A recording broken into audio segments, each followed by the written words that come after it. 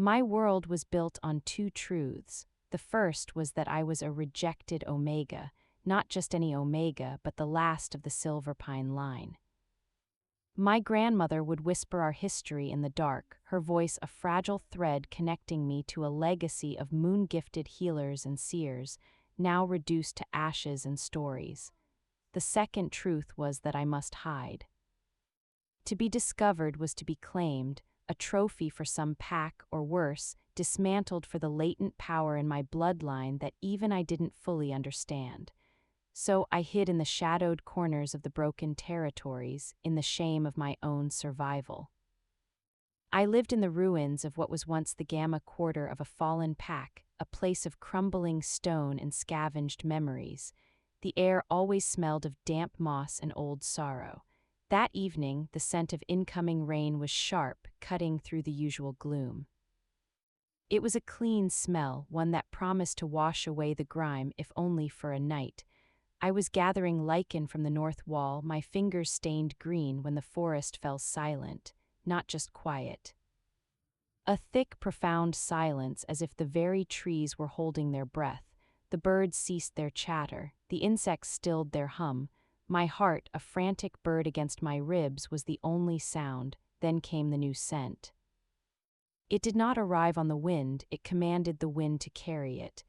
It was the scent of deep earth after a lightning strike, of granite warmed by a high sun, of absolute, unyielding authority, an alpha, and not just any alpha.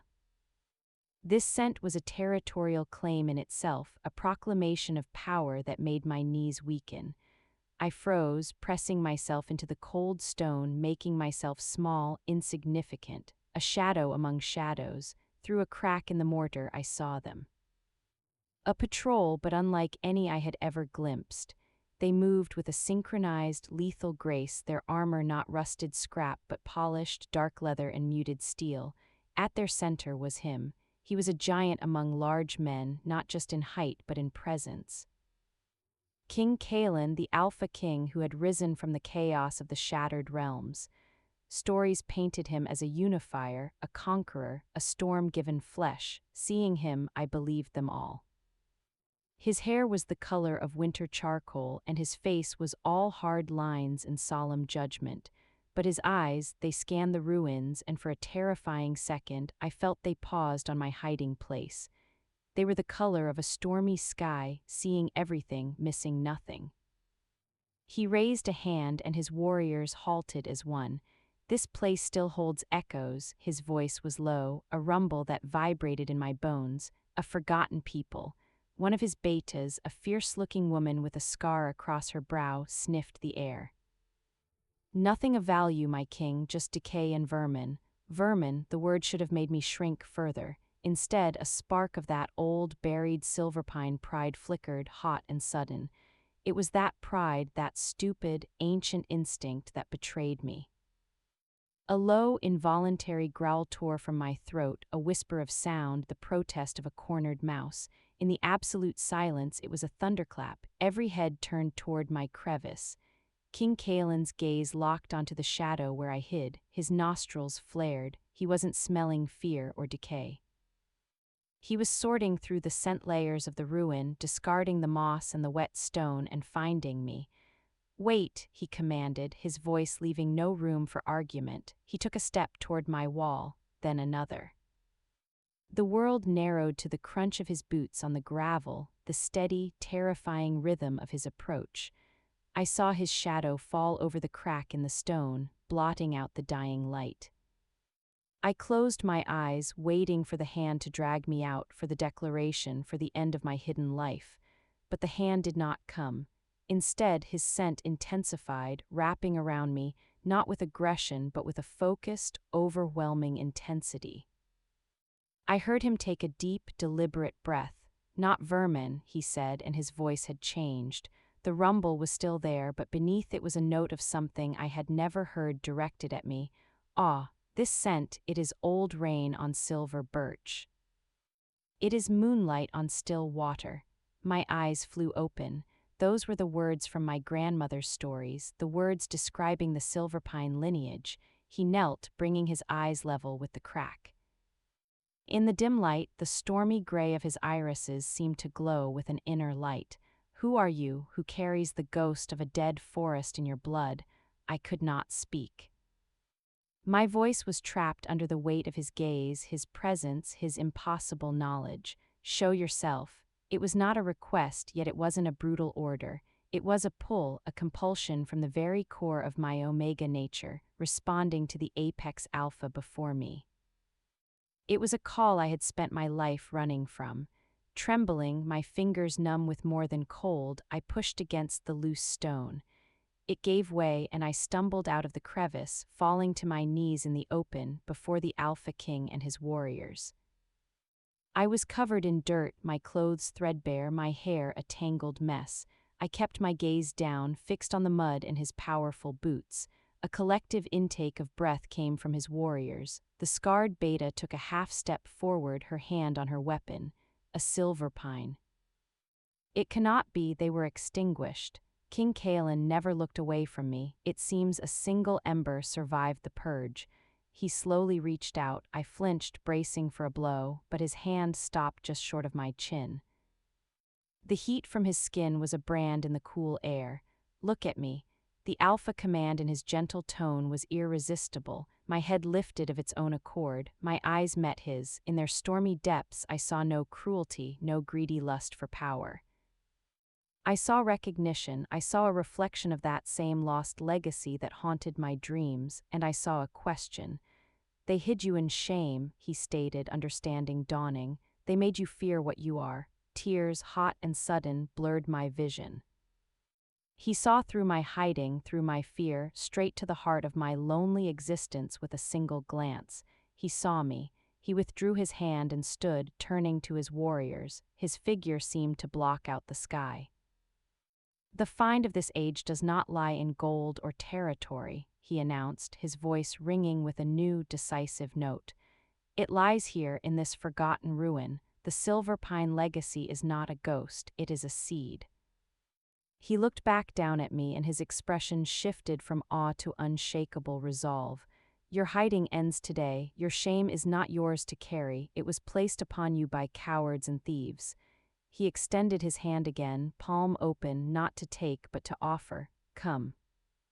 I do not claim you as a prize, I claim you as a responsibility. The kingdom of Frostfall has found its lost memory, and I will raise its walls not just on stone but on the restored legacy you carry." The world spun. This was not the claiming I feared. This was something far more terrifying and far more glorious.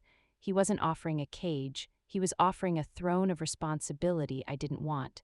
He saw a kingdom where I saw only ruins. He saw a legacy where I saw only a burden. But as the first drops of the promised rain began to fall, washing the dirt from my skin, and as I stared at the hand of the most powerful alpha in the known world, offered to a ragged Omega in the mud, I felt something break open inside me. It wasn't fear, it was the first fragile crack of that hidden, shame-filled shell, and from it a single treacherous sliver of hope emerged. I rose, the last Omega of Silverpine placed my muddy, trembling hand in his. My hand was swallowed in Kaelen's. His grip was firm, not crushing, but it felt like an anchor had been thrown into the stormy sea of my life.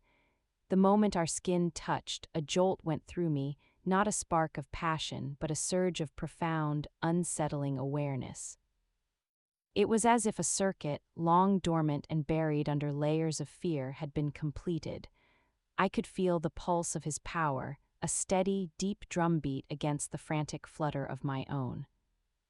I tried to pull back, an instinct as old as my hiding, but he held me with a gentleness that was somehow more binding than force. "Steady," his voice was low for me alone. "The first step is always the hardest." He pulled me to my feet. My legs, weak from crouching and terror, nearly buckled. His other hand came to my elbow, supporting me without comment. To his warriors, he was a monolith of strength. To me, in that moment, he was an unmovable pillar I had no choice but to lean on. The scarred beta, who he called Lyra, watched with a gaze that could chip stone. Her distrust was a physical chill in the air. My king, Lyra said, her voice tight, the council expects our return, bringing an unknown Omega into the heart of Frostfall, the political implications. The council serves Frostfall, Kaelen replied, his voice cutting through the drizzle, and Frostfall has just been given a chance to reclaim a part of its soul it thought murdered. The implications are that we correct a historical wrong. She comes. There was no further argument. His word was law, spoken with a finality that silenced even Lyra's fierce loyalty. He shrugged off his heavy traveling cloak, a garment of thick, gray wool trimmed with dark fur, and placed it around my shoulders. It weighed a ton and carried his scent, lightning-struck earth, granite, authority, so powerfully it was like being wrapped in him. I was buried in it, the hem pooling in the mud. A smaller, quicker warrior named Rylan was sent sprinting ahead to the camp. By the time Kaelen led me, walking slowly to match my shambling pace, out of the ruins and into the pine forest, a sense of surreal order had descended. The king's personal guard formed a protective diamond around us, their eyes scanning the tree line not for threats to him, but I realized with a shock for threats to me. We reached their camp as twilight deepened. It was a model of brutal efficiency, hidden, defensible, silent. A large command tent stood in the center. Without ceremony, Kaelen guided me inside. A brazier glowed with coals, bathing the space in a warm, dancing light. Maps were spread on a table, held down by daggers. He pointed to a camp stool. Sit. I sat, clutching the cloak around me. He poured water from a skin into a metal cup and handed it to me. I drank greedily, the cold water clearing the dust of fear from my throat. Your name, he said, not sitting, but leaning against the table, a giant studying a fragile artifact.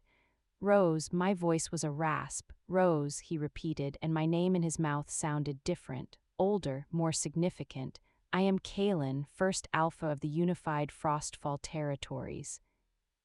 You are under my protection now, that is not a trivial promise. Why? The question burst from me, born of 2 decades of suspicion. You don't know me, Lyra is right, I am an unknown, a risk. He nodded as if he'd expected this.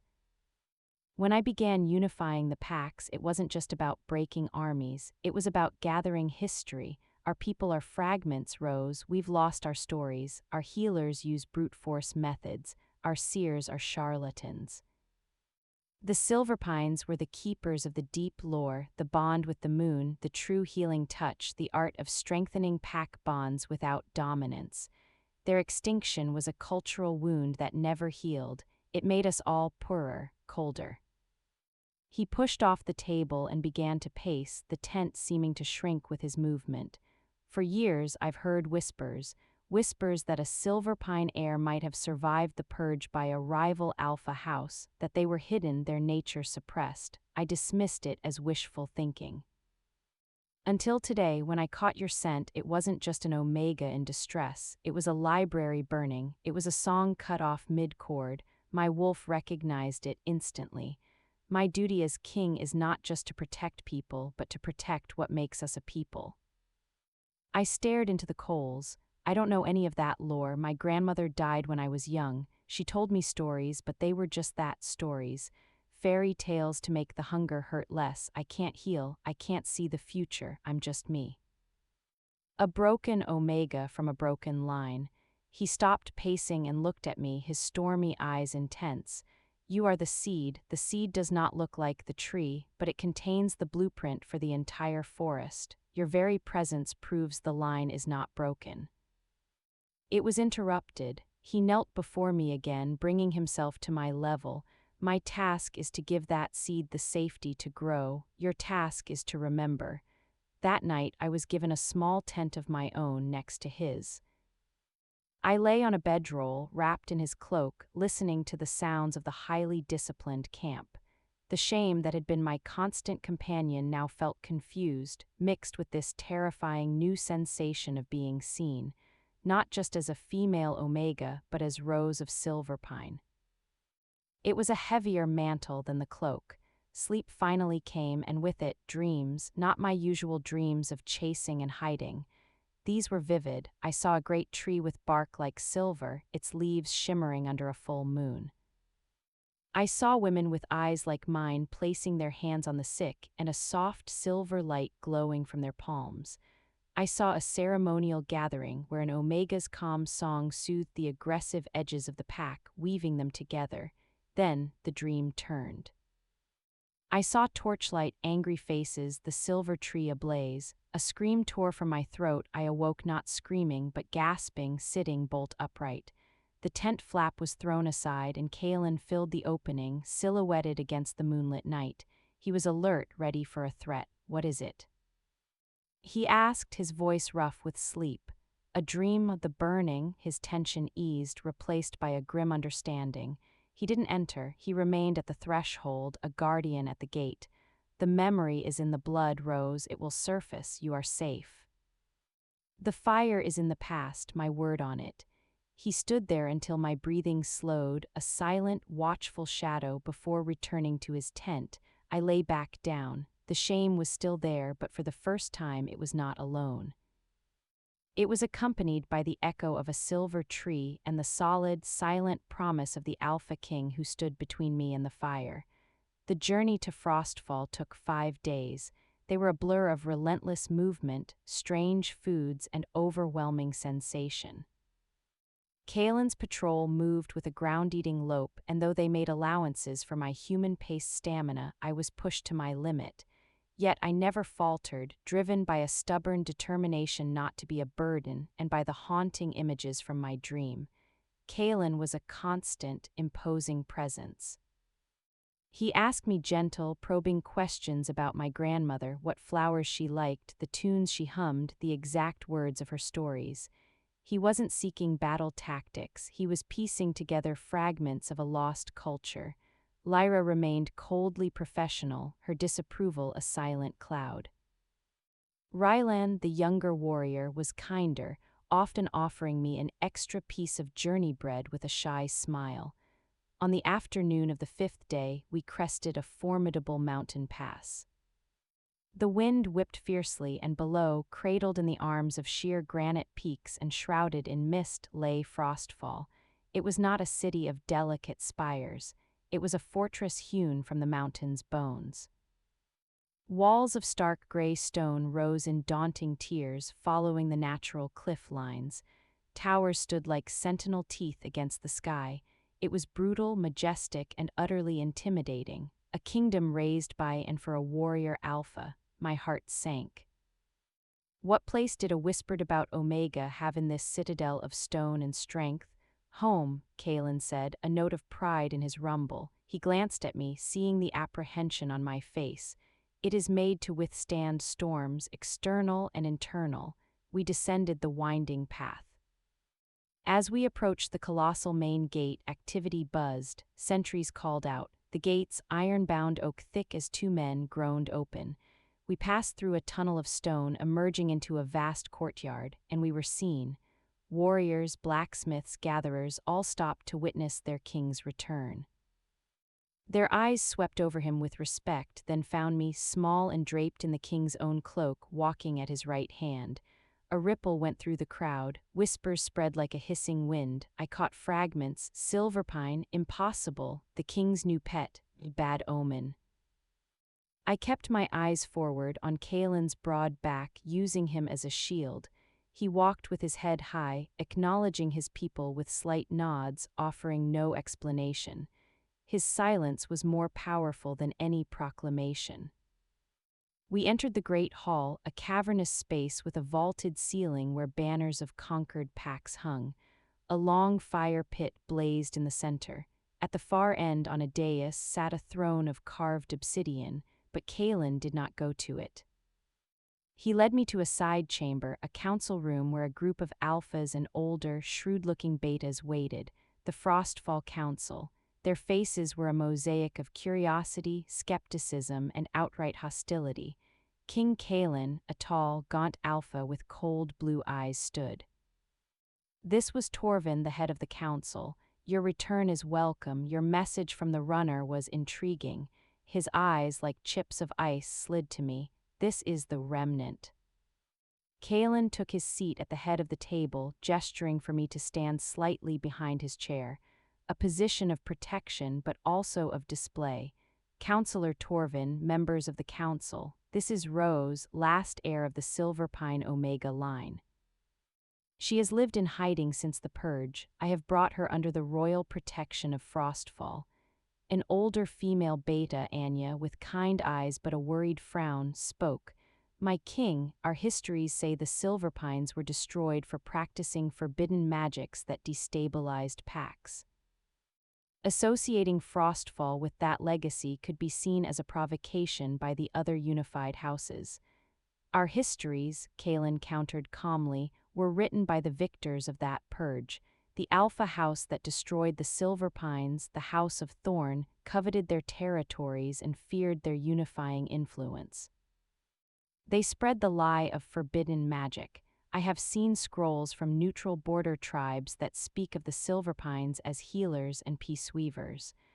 A burly, red-faced alpha named Burrows slammed a fist on the table. So we take in a potential enemy, a symbol of a cursed line on the strength of old scrolls and her scent. This is a weakness, Kaelen. She will make us look weak. The air grew thick with tension. I felt like a bone thrown before wolves. Kaelen's power began to emanate from him, a pressuring force that made even Burrows lean back slightly. She is not a symbol, Kaelen's voice dropped, deadly quiet. She is a person, and she is a key. Frostfall is strong in arm, but what of its spirit? We have law, but do we have harmony? The Silverpine gifts, properly nurtured, could be the final piece that transforms a powerful territory into an enduring kingdom. This is not weakness, it is the ultimate strength, the strength to integrate, to heal, to become whole. He stood, his chair scraping back. The decision is not yours to make. I am your king. Rose stays. She will be given quarters in the high tower adjacent to my own. She will have access to the archives.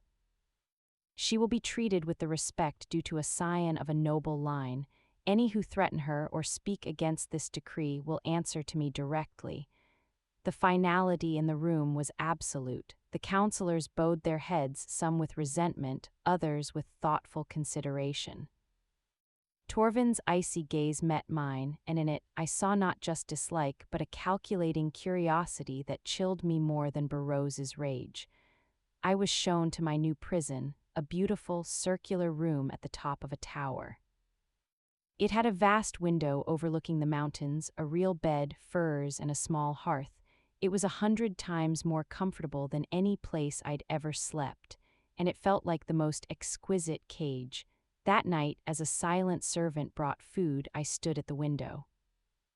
Below, the fortress of Frostfall sprawled, full of people who distrusted or despised me. Across a narrow bridge of stone, I could see the lantern light in Kaelen's own chambers. He had thrown me into the heart of a political storm, all based on a belief in a legacy I couldn't even access.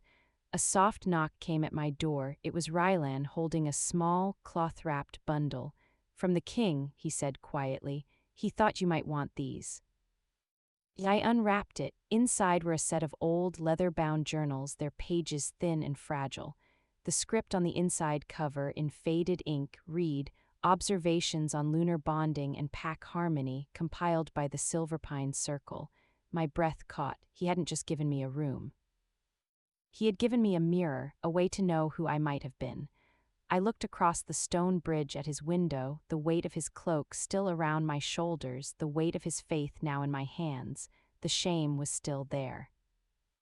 But it was now joined by the first stirrings of something else, a fierce, terrified determination not to let him be wrong. The following days settled into a strange, tense rhythm. Frostfall was a machine, and I was a curiously shaped new cog that no one knew how to fit. Servants were polite but distant. Warriors averted their eyes or watched me with open suspicion. Only Kaelen's explicit, formidable decree kept the hostility from boiling over. My tower room became my sanctuary. I devoured the journals he'd given me. They were not storybooks, they were meticulous records. Descriptions of how Silverpine Omegas would channel the moon's calm energy during pack disputes to lower aggression. recipes for poultices made from moonlight-drenched herbs for healing deep wounds, complex star charts used not for divination, but for understanding the ebb and flow of pack psychic bonds. It was science and spirituality woven together, a legacy of profound, subtle power, and I understood none of it practically. Reading about a poultice was not the same as feeling the moon's energy. I felt like an illiterate holding a sacred text. Kaelen summoned me daily, not to the grand throne room, but to his private solar, a room of books and maps, less intimidating than the rest of the keep. He would ask what I had read, listening intently as I haltingly explained concepts of emotional resonance and lunar attunement. "It's just words," I confessed in frustration one afternoon, closing a journal with a sigh. "I don't feel any moon-calming energy. I just feel like a fraud. The seed does not sprout in a day, Rose," he said, not looking up from a dispatch he was reading. Patience is also a Silverpine virtue, according to those pages. You are relearning a language your soul once knew fluently. It takes time. "Do you have time?" I asked bluntly. "Your counsel tolerates me because you command it." Burroughs glowers, Torvin watches. How long before their patience runs out? He set the dispatch down and finally looked at me. "My authority is not so fragile, but you are correct. Belief must be earned, not from them initially, from the people." He stood. "Come, there is a place you should see." He led me deep into the heart of the mountain fortress, down spiraling stairs to a level I hadn't known existed. The air grew cool and dry. We entered a vast, silent chamber, the Royal Archive. It was a cathedral of knowledge, shelves carved from the living rock, stretching up into darkness, holding scrolls, books, and artifacts from 100 annexed packs. "My greatest conquest," Kaelen said, his voice hushed with reverence. "Not land, but memory. This is where I found the scrolls that contradicted the thorn propaganda about your line. The truth is here, Rose, buried under lies, your truth." He led me to a secluded alcove. On a stone lectern, under a protective glass dome, was a single, perfect silver birch leaf, preserved as if it had fallen yesterday. Next to it was a small, polished disk of moonstone. "These were recovered from the ruins of the Silverpine enclave," he said. "They are all that remains of their physical treasury. The thorn took everything else." I approached, my heart pounding. Without thinking, I reached out. The moment my fingers touched the cool glass of the dome, a vision slammed into me, not a dream, sharper, more real. I was in a sun-drenched grove, the silver tree shimmering. A woman who looked like my grandmother, but younger, was laughing, her hand on the shoulder of a broad-shouldered alpha. Not a mate, a friend, a brother-in-arms. They were looking at a schematic, a plan for a great haul. "The heart of a pack isn't its armory, Alistair," the Silverpine woman was saying. "It's the hearth where stories are shared. Build that first." Then, a surge of panic, the vision fractured, smoke, running. The same woman, her face streaked with soot, hiding a bundle, a child in a root cellar, her eyes full of desperate love and terror. "Remember the song of the moon, little one, remember," I gasped, stumbling back. Kaelen's hands were on my shoulders, steadying me. "What did you see?" I told him, the words tumbling out, the peaceful collaboration, the betrayal, the hiding. His grip tightened slightly. Alistair was the name of the Alpha who led the Thorn forces that destroyed them. He was the one who spread the lies. His voice was grim. "The journal you read spoke of a Heartstone Hearth, a focal point for pack unity. I think your ancestors helped design the original keeps of many packs, including the one this fortress was built upon. They didn't use magic, they used understanding." The revelation was a seismic shift. My line weren't just healers or mystics, they were architects of society. Their power was social, psychological, profound. "I need to be here," I said, my voice stronger than it had ever been. "In this archive, I need to find more, not just about Silverpines, but about everything. If I am to be this key, I need to understand the lock." A faint, approving smile touched Kaelen's lips. It was the first I'd seen, and it transformed his stern face. "Then it is yours. Lyra will assign a discreet guard for your safety." But the knowledge is free to you. I spent every waking hour in the archive after that. The silent, watchful guard was a young beta named Finn. He was quiet but not unfriendly. The archive master, an ancient, near-blind scholar named Odvar, took a liking to my obsessive curiosity and began leaving relevant scrolls on my desk. It was there, a week later, that I found the discrepancy. I was cross-referencing grain supply logs from the Thorn territories around the time of the Purge with their reported military expenditures. The math, meticulously recorded by some long-dead Thorn quartermaster, didn't add up. The grain was too little for the soldiers they claimed to field. They had help, I murmured to myself, the pieces clicking. They couldn't have overwhelmed the Silverpine enclave alone. They had an ally, a silent partner. An interesting theory, a smooth, cold voice said from the shadows of the alcove. I jumped. Counselor Torvin stood there, having approached without a sound. Finn, at the entrance, shifted uneasily but didn't stop him. Torvin's icy eyes scanned the scrolls on my desk. Delving into ancient economics, Lady Rose, a peculiar pastime for an Omega. Understanding the past is the only way to navigate the present, Counselor, I said, forcing my voice steady, repeating something Odvar had said.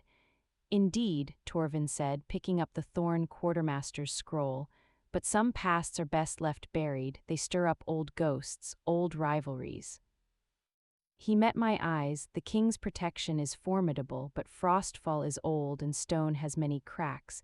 Be mindful what shadows you chase, they might chase you back. He placed the scroll down and left as silently as he had come. It wasn't a threat. It was a warning, and it told me one thing with crystal clarity. I was on the right path. The truth about the Purge was dangerous because someone, somewhere, even here in Frostfall, still benefited from the lie. My presence wasn't just a political inconvenience, it was a threat. That night, as a storm howled outside my tower, I didn't feel like a fraud or a burden. I felt like a hunter, and I had just caught the scent of my prey. The shame was now background noise, drowned out by the drumbeat of a new purpose, uncovering the truth, not just for my legacy, but for the safety of the kingdom Kaelen was trying to build with me at its side. Torvin's warning hung in the air like mountain mist, cold and clinging. It had the opposite of its intended effect. Instead of fear, it ignited a cold fire of resolve in my belly. The archive was no longer just a place of learning, it was a battlefield, and information was my weapon. I became more systematic, more discreet. I stopped speaking my theories aloud, even to Finn, and took my notes in a personal cipher I devised from old Silverpine moon symbols. Kaelen noticed the change in me. During our daily meetings, my reports grew more factual, less frustrated. You have found your focus, he observed one evening, watching me trace a map of old pack borders with my finger. I have found a thread, I corrected carefully. I'm just following where it leads. His stormy eyes held mine, seeing too much. Be careful, Rose. Threads can be attached to needles, and some people hide needles in the dark. I have your protection, I said, echoing his own promise. You do, he affirmed, the weight of the kingdom behind the words. But my protection cannot stop a knife in the dark, only avenge it. Use your new guard, trust Finn. He is loyal to me, not the council. I nodded, but a part of me rebelled. Trust was a currency I had never been able to afford. Yet Finn had proven himself a silent, steadfast shadow. He never complained during my long hours, never pried, and his presence had, on 2 occasions, turned away curious council attendants who seemed a little too interested in my research. My thread led me from grain reports to trade agreements, from military musters to marriage contracts. The purge of the Silverpines occurred during a period of supposed peace. The House of Thorns' rise to power afterward was meteoric. My growing conviction was that another major house, one that wished to remain unseen, had financed and supported Thorn's campaign, reaping the benefits in shadow. One rainy afternoon, buried in a moldering ledger of gemstone trades, I found it. A record of a massive, unlabeled shipment of raw obsidian, a stone plentiful near Frostfall, to a neutral broker in the lowlands, dated 6 months before the purge. The payment received was not in gold, but in a pledge of future military consideration. The seal of the broker was faded, but I recognized its pattern, a stylized mountain peak under a star. It was an old, mostly unused sigil of the Frostfall royal line itself from before Kaelen's father simplified it. My blood ran cold. The conspiracy reached back generations. It wasn't just an external ally, it was a rot within the very heart of the previous Frostfall regime. Someone had sold obsidian, the material for weapons and dark mirrors used in some forbidden rituals, to fund the destruction of my family. And they had been paid in the promise of Thorn's armies. For what? I was so absorbed I didn't hear the approach of soft footsteps. A scent of lavender and old parchment reached me a second before a gentle voice spoke. "You look like you've seen one of Odvar's ghosts, child." I jerked, slamming the ledger shut. Standing before me was Anya, the older beta counselor who had voiced concern but not hostility on my first day. She held a tray with 2 steaming clay mugs. I was just deep in thought," I stammered. She smiled, a network of kind lines crinkling around her eyes. "A common affliction in this place. I brought you some honeyed mint tea. The damp gets into the bones." She set a mug before me and took a seat on the stool opposite, sipping her own. She didn't speak, just looked at me with a calm, assessing gaze. The silence stretched. Her kindness felt genuine, a stark contrast to Torvin's coldness and Burrose's bluster. The weight of my discovery was a stone on my chest. I needed to tell someone, and Kaelen was in a day-long summit with border patrol leaders. "Counselor Anya," I began hesitantly. "Just Anya, dear. In here we are all just seekers after dust." "Anya. What do you know about the old royal sigil, the mountain under a star?" Her eyes sharpened, the kindness now edged with keen intelligence. "That is a dangerous question. It was the sigil of King Vorlin, Kaelen's grandfather, a complicated man. He believed in strength above all, but his methods were shadowed. He died under mysterious circumstances. Why do you ask? The dam broke." I spoke in a low, hurried whisper, showing her the ledger, explaining my theory about the obsidian, the broker, the future consideration. I did not voice my deepest fear that the rot might not have died with Vorlin. Anya listened, her face growing graver with each word. When I finished, she reached out and stilled my trembling hands on the ledger. Her touch was cool and steady. "Listen to me, Rose," she said, her voice low and urgent. "You have stumbled into a nest of vipers that has been sleeping for decades." Vorlin was paranoid. He feared the unifying power of the Silverpines. He believed a pack with a strong, peaceful core was harder to control through fear. He saw your line not as enemies, but as rivals for the soul of our people. It seems he conspired to eliminate them. The confirmation was both a relief and a horror.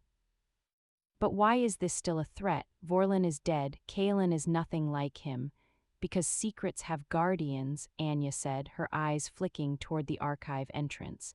"Those who benefited from Vorlin's shadow work, or those who are loyal to his brutal philosophies, still exist.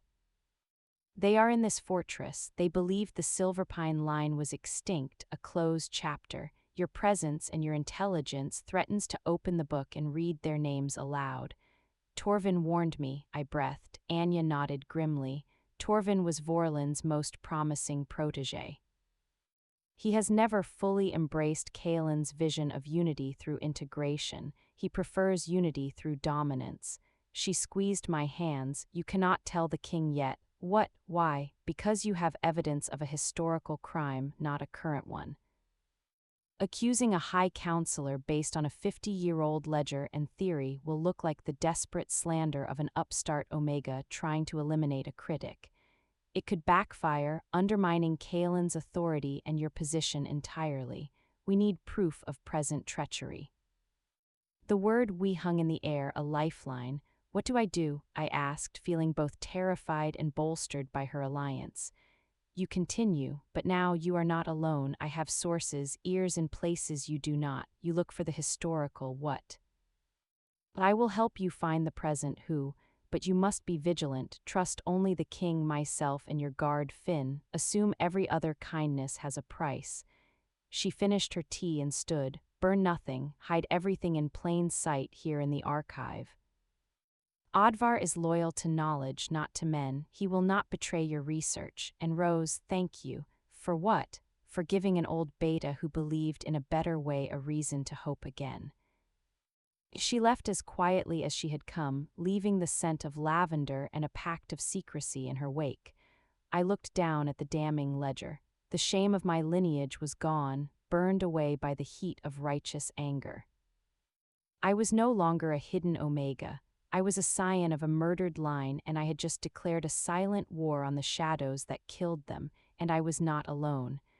I had a king's protection, a beta's wisdom, and a truth that demanded to be told.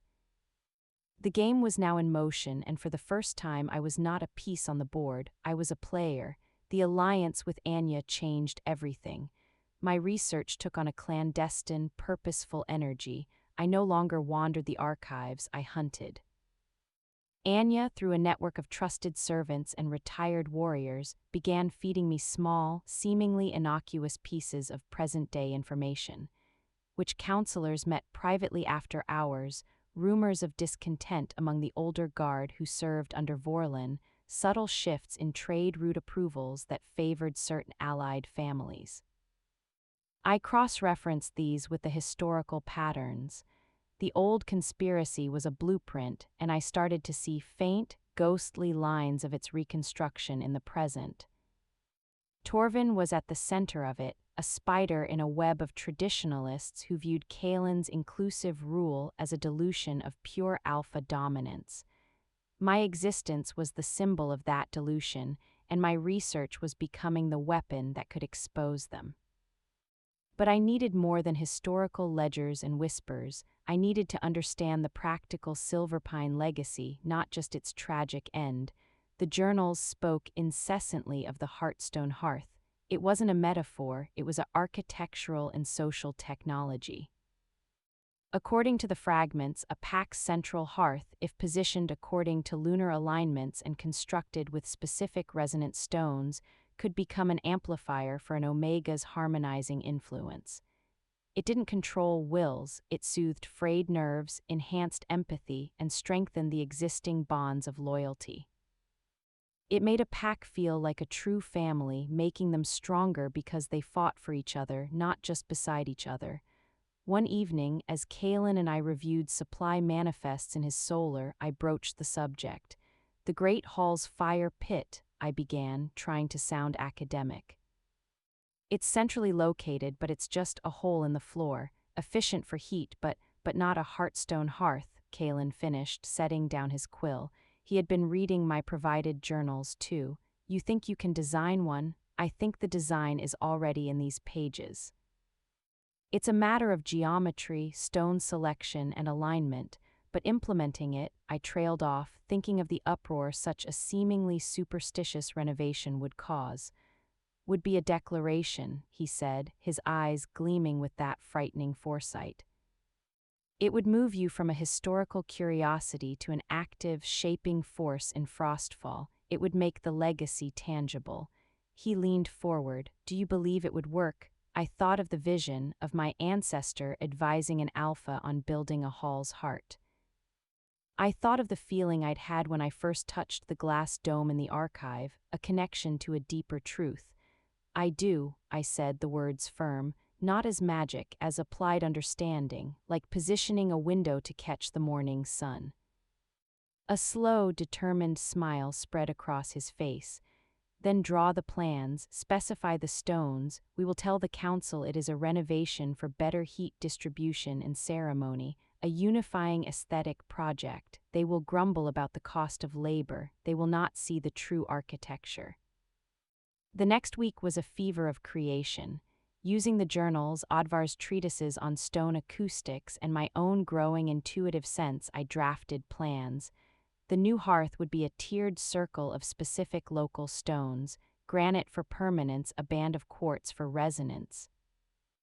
And at its northern point, a single central heartstone of obsidian, not for darkness, but because the journals claimed properly shaped obsidian could hold and reflect emotional energy like a mirror holds light.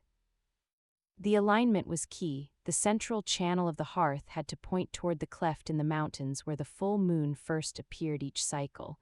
I presented the plans to Kaelen and Anya in the archive alcove, our new war room. Anya studied them with a practical eye. The obsidian will be the problem. The old superstitions call it a stone of ill omen. Torvin will seize on that. We source it from a new vein, Kaelen said, his mind already strategizing. Not from the old quarries associated with Vorlin's time. We announce it as a new beginning. A reclaiming of a Frostfall resource for a new purpose. And the workers, I asked, they must be loyal. They will be, Kaelen said. I will use Rylan to oversee a crew drawn from the ranks of younger warriors who are personally loyal to me. They will see it as a special duty. The project began. The announcement caused the expected grumbling in the council. Burroughs called it a frivolity for a kitchen. Torvin's objection was more insidious.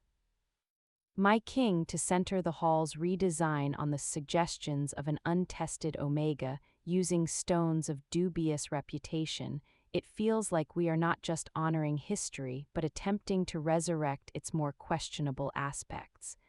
Kaelen's rebuttal was masterful. We are not resurrecting. We are innovating, using old wisdom for a new age. Or do you question my judgment on what strengthens Frostfall, counselor? Torvin had bowed, his eyes cold. Never, my king. Down in the great hall the work commenced. The old fire pit was dismantled. I was there every day, wrapped in a simple work cloak, pointing out alignments with a borrowed surveyor's tool. Rylan was a patient foreman, translating my precise, nervous instructions to the crew. At first, the young warriors were skeptical, viewing me as the king's strange project. But as the structure took shape, something shifted. They saw my total immersion, my certainty about each stone's placement. I wasn't a princess ordering them about, I was a craftsman obsessed with a design. One afternoon, as I was checking the angle of the quartz band, a burly warrior named Gavril grunted, "Why this one here, lady? It looks no different from the others." I didn't look up from my measuring cord. It's from the south-facing slope of Granite Peak. It spent 1,000 years bathed in sunlight. It holds warmth differently. It needs to be here where the evening chill first touches the hall to counteract it. He was silent for a moment. Makes sense, I suppose. It was a small moment, but it was a victory. I was earning respect through competence, not just royal decree. The night the Heartstone, a magnificent, polished oval of deep, glassy obsidian, was set into its place, the skeleton of the hearth was complete. The crew had left. Only Rylan and I remained in the torchlit hall, the new structure a silent promise in the center of the space. I felt drawn to it. I walked to the edge and placed my hand on the cool obsidian. I expected another vision, a jolt. Instead, I felt a deep, humbling quiet, a sense of rightness. It was like hearing a note so low and fundamental you feel it in your bones rather than hear it. The stones seemed to be waiting. "It feels alive," Rylan whispered, his usual stoicism broken by awe. "It's ready," I said, my own voice full of wonder. "It just needs the fire and the pack." As we left, I didn't see the shadow detach itself from the high gallery above. Torvin stood there, watching the empty hearth. His face, lit from below by a single brazier, was not angry. It was calculating and deeply, deeply worried. The Omega wasn't just digging up the past. She was building the future, and his shadowy place in it was suddenly under threat of a new, revealing light. The completion of the hearth structure coincided with the approaching full moon. A nervous energy thrummed through Frostfall. The harvest festival was traditionally celebrated at this moon, a time of feasting and reaffirming bonds. Kaelen made a bold decision. The first lighting of the new Heartstone Hearth would be the festival's centerpiece. The pack will be gathered, their spirits open. he told me as we stood before the dormant stone circle. If there is any truth to the old ways, the conditions will be ideal, and if nothing happens, I asked, the old fear of fraud resurfacing, if it's just a pretty fire pit. Then we have a prettier fire pit, he said with a shrug, but his eyes held unwavering faith. But something will happen, Rose. I have felt the change in the air since the first stone was laid. The very stones of this keep seem quieter. He was right. A subtle shift had occurred. The aggressive posturing among some of the younger warriors seemed less sharp. Arguments in the kitchens dissolved quicker. It was a softening, almost imperceptible, like the first warmth of spring on frozen ground. I felt it too within myself. The constant, gnawing anxiety that had been my companion since childhood had dulled, replaced by a focused calm. It was as if the unfinished hearth was already resonating at a frequency that soothed the ragged edges of our spirits. The day of the festival arrived. The great hall was transformed with autumn garlands, sheaves of wheat, and piles of apples and pumpkins. The smell of roasting meat and baking bread was overwhelming. The hall was packed, warriors, crafters, farmers, children, a sea of faces under the torchlight. The mood was jovial, but I felt the undercurrents, curiosity, skepticism, and from a cloistered group around Torvin and Burroughs, thinly veiled disdain. I was dressed in a simple gown of deep blue, the color of the twilight sky. No jewels, no crown. I stood slightly behind Kaelen's throne, as had become my place. Anya gave me a small, encouraging nod from the crowd. Finn's watchful presence was a few feet away. Kaelen stood and raised his hands. The hall fell silent, people of Frostfall. We gather under the hunter's moon to give thanks for the bounty of our land and the strength of our pack. This year we have more to dedicate. He gestured to the new hearth. For generations, this hall's heart was a utilitarian thing, functional but without soul. Tonight we reignite it not just as a source of heat but as a symbol of the unity we are building, a unity that embraces our complete history and all who call Frostfall home. He stepped down from the dais, took a lit torch from Rylan, and approached the hearth. He looked at me. Rose of Silverpine, you who helped design this new heart, will you do the honors? A fresh wave of panic crashed over me. This was it, the moment of very public judgment. My legs felt like water. But I met Kaelen's gaze, saw the absolute certainty there, and it became a lifeline. I walked forward, the crowd parting. Every eye was on me. I took the torch from him, our fingers brushed, and that now familiar jolt of connection steadied me. I turned to the hearth, filled with dry, aromatic wood. I knelt, feeling the expectant hush of hundreds. I thought not of performance, but of intention, of my grandmother's stories, of the woman in the vision hiding her child, of the hope in Anya's eyes. I thought of the quiet rightness of the stones. For the past, remembered, I whispered, too low for anyone to hear, for the present, united, for the future, strong. I touched the torch to the kindling. The fire caught, crackling to life. It was a normal fire. For a long, agonizing second, nothing happened. I heard a suppressed snort from Burroughs' direction. My heart sank. Then, as the flames grew, licking up towards the chimney, the first sliver of the full moon cleared the mountain cleft outside the high window. A beam of pure, silver moonlight fell through the window, designed to do just that, and struck the central obsidian heartstone. The effect was instantaneous. The obsidian didn't glow, it activated. It seemed to drink the moonlight and then emit it back, not as light but as a palpable, gentle energy. A visible silver shimmer, like heat haze, rose from the stone and spread through the layered rings of the hearth. The fire's light softened, its colors deepening to golds and ambers. A warm, resonant hum, felt more than heard, filled the hall, and then the emotional wave hit. It was a blanket of profound, collective calm. The skeptical murmurs died, the tense shoulders of watching warriors relaxed. A child who had been fidgeting stilled, looking around with wide, peaceful eyes. I saw Lyra, her ever-present scowl, blink in surprise as her hand unconsciously loosened on the hilt of her dagger. The very air felt charged with benevolent connection, but the true revelation was in the bonds. As an Omega, I had always been vaguely aware of pack bonds as a tangled, noisy web of emotions, mostly aggression, anxiety, pride. Now, looking out at the crowd, I saw them, not with my eyes but with my soul. Faint, silvery threads of light connecting person to person, family to family, warrior to comrade. They pulsed with the rhythm of the hearth hum. Some bonds were strong and bright, others frayed or thin, and I could feel them strengthening. The frayed threads began to mend, the thin ones to thicken, all weaving into a stronger, more beautiful tapestry. I was so overwhelmed by the sight, I didn't realize tears were streaming down my face. I looked at Kaelen. He was staring at the hearth, then at his people, his expression one of awestruck triumph. Then he looked at me, and I saw it in his eyes. He felt it too. He saw the bonds. The king, connected to every single thread in that web, felt the kingdom settle into a harmony it had never known. The moment stretched, timeless. Then, a low, heartfelt chant began from the oldest pack members at the back. It was an ancient blessing song, one I'd read about but never heard. Others joined until the hall reverberated with a harmonious, unplanned chorus of unity. Torvin did not sing. He stood rigid, his face pale in the shimmering light.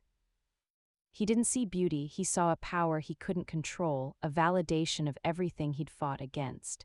He met my gaze across the hall. In his eyes, the calculation was gone, replaced by pure, undiluted fear. And fear in a cornered predator is the most dangerous thing of all. The festival continued, but it was transformed. Laughter was freer, conversations kinder. The Heartstone Hearth worked exactly as the journals had promised, not by control but by amplification. It amplified the existing goodwill, soothed the latent aggression, and made the pack feel its own unity. Later, as the moon rose high, I stood alone by the hearth watching the silver shimmer play on the stones. Kaelen approached. "You did it," he said simply. "We did it," I corrected. "The stones, the design, the moon, the people willing to believe." "You were the catalyst," he insisted, "the final necessary element." He was quiet for a moment. "What did you see when the moonlight struck?" I told him about the bonds, the silvery web. He nodded slowly. I felt it, a clarity, a map of loyalty and need. It was overwhelming. He looked at me, his stormy eyes serious. "This changes everything, Rose. You are no longer just a reclaimed heir. You are the keeper of the hearth, the heart of Frostfall, literally and figuratively. The threat to you just multiplied 100-fold." The warmth of the triumph chilled. He was right. I had proven my worth and in doing so made myself the prime target for the shadows that preferred a divided, fearful pack. The revelation was complete. The legacy was alive. And the war for the soul of Frostfall had just officially begun. In the days following the Moon Festival, Frostfall was a kingdom transformed. The hearth glow, as people began to call it, wasn't a one-time event. Each evening, as the fire was lit, that same soft shimmer would rise, and the pervasive sense of calm and connection would settle over the fortress. Productivity didn't drop, it improved as petty squabbles vanished. Training yards saw more focused, less brutal sparring. The change was real, measurable, and beloved by most. My status shifted from a fragile ward to a revered figure. People nodded to me with genuine respect, not just deference to the king. Children left wildflowers at the base of the hearth. I was given a new title, not by decree but by popular affection, the Hearth Keeper. But light casts sharp shadows. Torvin's faction didn't dissolve, it retreated, solidified, and grew more desperate. Anya's network reported hushed meetings in the oldest parts of the citadel, and increased communication with conservative border lords who were skeptical of Kaelen's new ways. The physical proof of my legacy also meant I became a treasure to be protected and a prize to be stolen or destroyed. Kaelen doubled my guard. Finn was now joined by another dour-faced warrior named Edric. I was rarely alone. It was during this tense peace that the first attack came, not on me but on the legacy itself. I was in the archive with Odvar comparing star charts when Rylan burst in, his face ashen. "My lady, the quarry, there's been a collapse at the new obsidian vein." A cold fist clenched in my stomach. We rode out with a squad of guards. The new quarry was a half-day's ride, a cliff face where the beautiful, glassy stone had been discovered. When we arrived, the scene was one of controlled chaos. Dust hung in the air. A section of the cliff face had sheared off, burying the main worksite. Thankfully, it was a rest day. Only a skeleton crew had been present, and they'd been pulled to safety with minor injuries by Gavril, who'd been inspecting supports. "It wasn't natural," Gavril growled, brushing rock dust from his tunic. He pointed to the base of the collapse. "See the fracture lines, too clean, and smell that." He kicked a piece of shattered rock. I knelt, ignoring Edric's warning grunt. Among the debris was a shard of clay pot, and a faint, acrid smell clung to it like vinegar and bitter almonds. I'd read about this in Odvar's alchemical texts. "Liquid fire," I whispered. "A weak form, but enough to fracture key support points when poured into cracks and ignited." "Sabotage," Rylan concluded, his hand on his sword, "to cut off the Heartstone's source. Or to cause deaths and blame it on the ill-omened stone." The message was clear. They would attack the symbols of the new Frostfall. I stood, my fear burning away into cold, clear anger. They want us to be afraid, to stop using the stone, to doubt. "What do we do?" Gavril asked, looking at me not as a lady but as his hearth keeper. "We dig out," I said, my voice firm. "We increase security, and we find better stone. This vein is tainted now, not by omen but by malice. We'll find another." Back at Frostfall, I went straight to Kaelen. He listened in grim silence, his anger a low, thunderous pressure in the room. "They strike at resources, a coward's move." "It's a testing move," Anya corrected. She had joined us. "They probe our defenses, our resolve." "A direct attack on Rose is too risky, so they attack what she represents." "We must retaliate," Lyra said from her post by the door. "Find the saboteurs and make an example. And start a civil war based on suspicion." Kaelen shook his head. "No, we secure. We investigate quietly, and we continue to build. The best retaliation is success." He looked at me. "You said find another vein, can you?"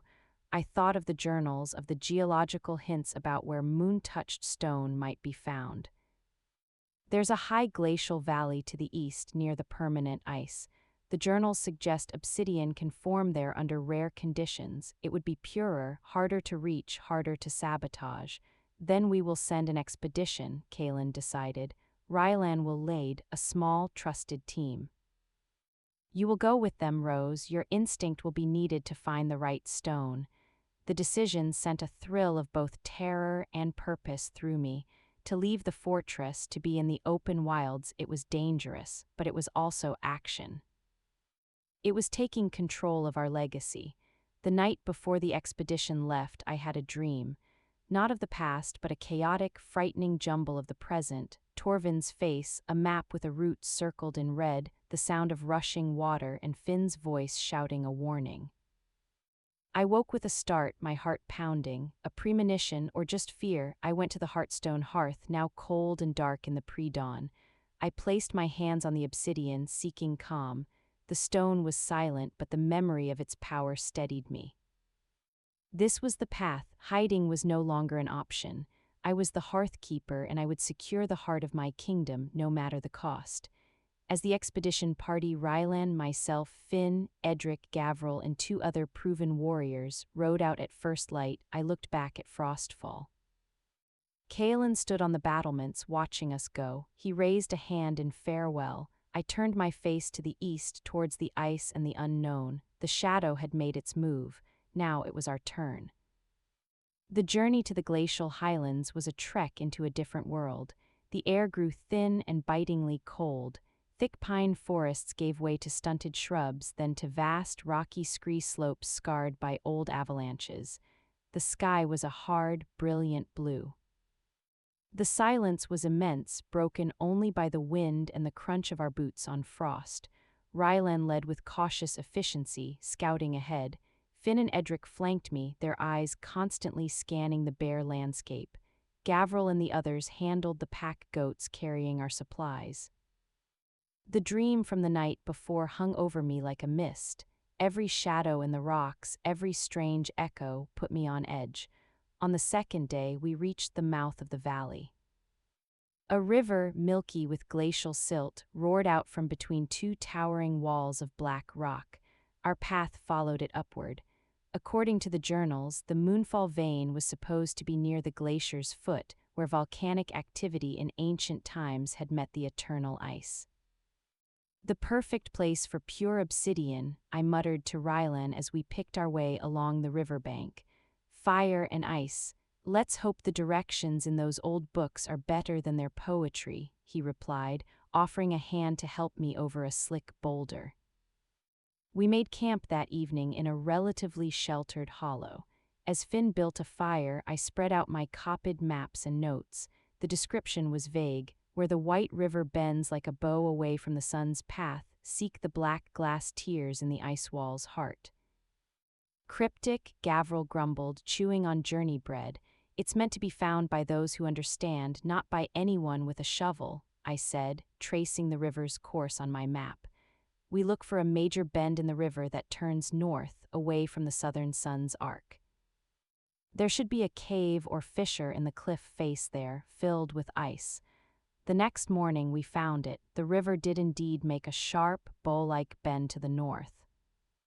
And in the concave side of the bend, where the cliff face should have been solid, there was a deep, dark fissure, its edges glazed with a permanent rime of ice. A cold breath sighed from its depths. The ice wall's heart, I breathed. Rylan and Gavril approached, lighting torches. The flickering light revealed a tunnel, its floor a sheet of smooth ice, its walls streaked with deep black seams. Not coal, glassy, reflective, beautiful obsidian. It was everywhere, threaded through the rock like frozen midnight. By the king's breath, Finn whispered, there's enough here for 1,000 hearths. But my elation was short-lived. As we ventured deeper, the tunnel opened into a larger cavern, and in the center of the cavern, someone had been here before us. A small, recent campfire site, empty provision sacks. And on the wall, scraped into the ice with a knife, was that same sigil, the old Frostfall mountain peak under a star. Torvin's people, Edric spat, they know about this place. They were waiting for us to lead them here, or they were scouting it to deny us. My dream of the map with a red circle flashed before my eyes. They knew our route, they were ahead of us. We're not alone, Rylan said, his voice low and urgent. He drew his sword. Gavril with me. Finn, Edric, protect the lady. Get the samples and be ready to move. Just then, a thunderous crack echoed through the cavern, followed by the roar of falling rock and ice. From the tunnel we'd entered, a cloud of dust and debris billowed. They'd triggered a collapse, sealing the main entrance. We were trapped. Panic threatened to freeze me solid. Finn and Edric pushed me behind them, backs to a wall of obsidian. Rylan and Gavril stood shoulder to shoulder, facing the darkness at the rear of the cavern from where the sounds of shifting gravel now came, more than one set of footsteps. Torches flared in the darkness. 5 figures emerged from a secondary passage I hadn't seen. They were dressed in furs and leathers, faces obscured by scarves, but their bearing was military. At their head was a man who pulled down his scarf. It was Torvin. It was one of his lieutenants, a coal-dyed beta named Krell. Lady Rose, Krell said, his voice echoing in the cavern. The counselor sends his regrets. He hoped the quarry collapse would deter you, but you are as stubborn as your reputation. He eyed the obsidian walls. This is a valuable resource. It belongs to the true Frostfall, not to your moon-touched fantasies. The king is the true Frostfall, Rylan snarled. Kaelen is a dreamer, Krell dismissed. He'll awaken to find his dream has cost him his precious hearth keeper. The story will be tragic, a foolish expedition, a natural ice collapse, no survivors. They advanced, we were outnumbered, trapped, this was it. The shadow wasn't just probing anymore, it was cutting out the heart. As Krell's men drew their weapons, a strange calm descended on me. This was the place of fire and ice, my legacy's source. I would not die cowering. I placed my bare hands against the obsidian wall behind me. It was colder than the ice. I thought of the Heartstone Hearth, of the moonlight, of the web of bonds connecting me to Rylan, to Finn, to Gavril, to Kaelen far away. I thought of my grandmother's final, desperate love. I didn't command the stone, I asked it. I poured my fear, my love for my new pack, my determination to protect them into that cold, glassy surface. For a second, nothing. Then a deep, resonant hum vibrated through the cavern, starting in the wall under my palms. The obsidian seams in the walls and ceiling began to glow with a soft, silver light, reflecting and amplifying the torchlight 100-fold.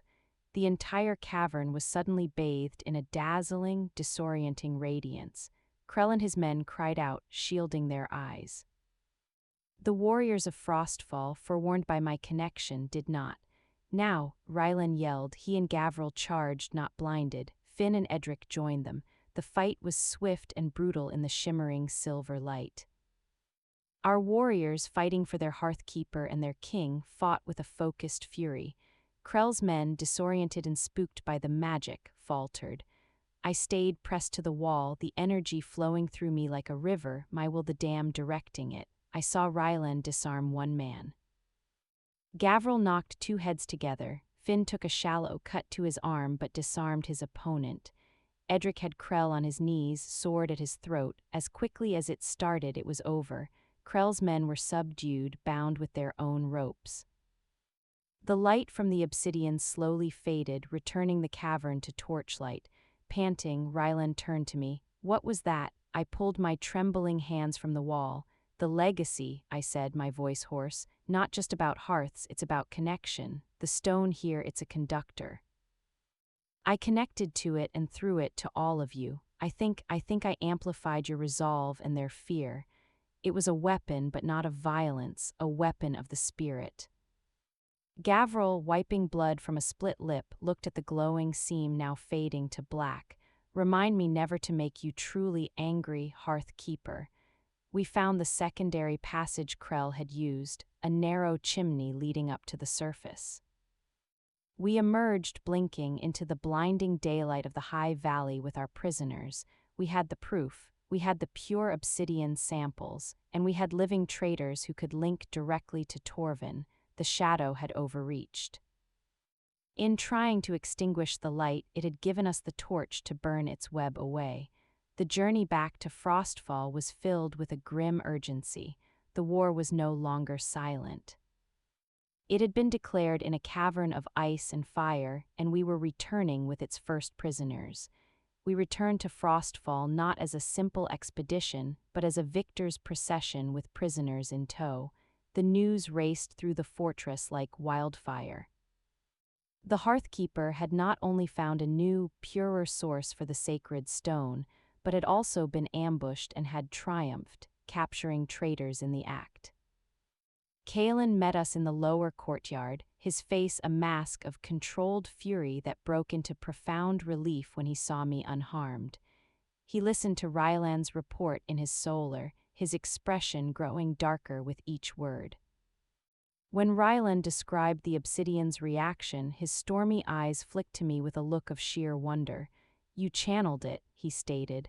I connected to it, I corrected, still unsure myself. It felt like extending the pack bond through the stone. It amplified what was already there, our unity, their discord. A weapon and a tool, he mused, the ultimate expression of Silverpine philosophy, strength through harmony. He stood. Krell will talk, he is a hired blade, loyal only to opportunity. With his testimony and the physical evidence of the sabotage at the first quarry, we have enough to call a Council of Stone. A Council of Stone was a rarely invoked tradition. It was a full tribunal of the entire ruling council, all pack elders and the king, held in the great hall with the accused present. It was the highest form of justice, reserved for crimes against the heart of the pack. The hall was packed tense. The Heartstone Hearth burned low, its usual soothing shimmer feeling more like a vigilant pulse tonight. Torvin sat in his council seat, pale but composed. Burroughs looked nervous, shifting in his chair. Anya sat with her hands folded, a picture of calm expectation. Kaelen sat on his obsidian throne. I stood at its right hand. Rylan presented the evidence, the sabotage tools from the first quarry, the marked map from Krell's belongings, samples of the new, pure obsidian. Then Krell and one of his men, broken by the promise of exile over execution, were brought in. They confessed, their words clear in the silent hall. They named Torvin as their master, detailing his orders to stop the Omega's influence by any means necessary, including my death framed as an accident. As the accusations piled up, Torvin's icy composure finally cracked. When Krell finished, Torvin stood.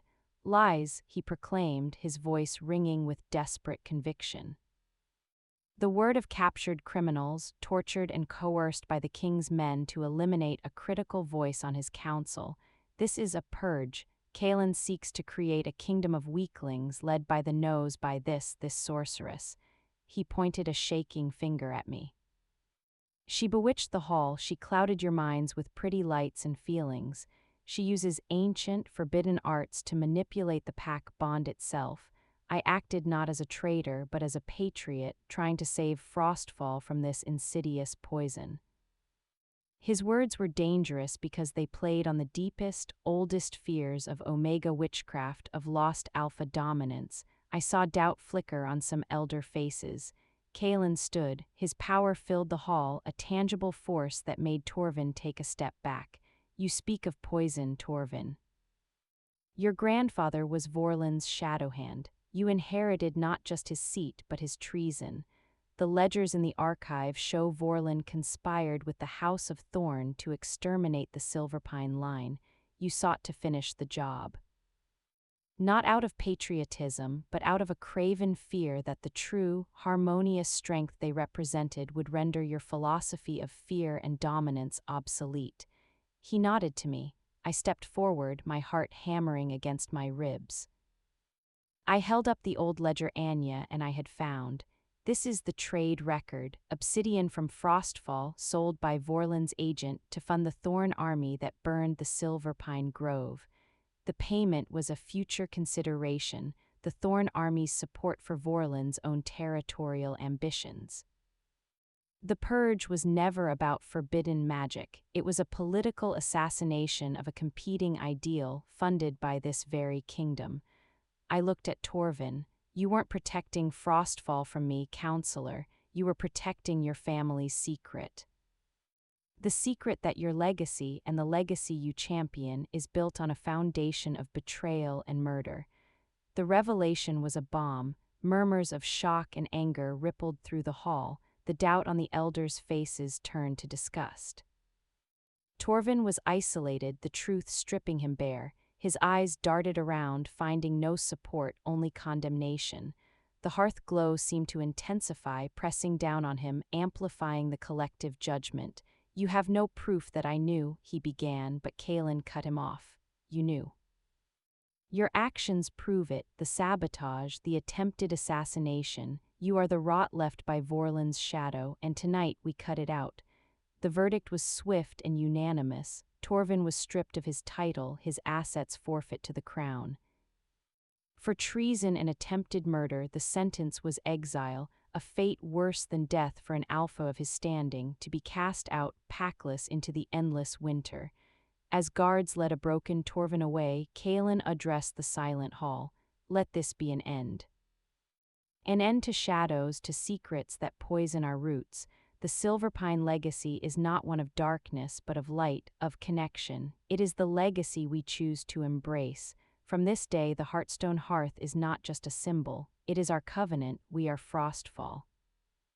We are strong because we are one. Let no shadow divide us again." A roar of approval shook the hall, not of aggression, but of unity. The bonds in the room, visible to my inner sight, blazed with a brilliant, clean light. The shadow had been exposed and banished. Later, on the battlements under the cold stars, Kaelen and I stood together. The kingdom slept, peaceful below us. "It's over," I said, the exhaustion finally hitting me. The first battle is, he corrected. There will always be those who fear unity, but now we have a foundation.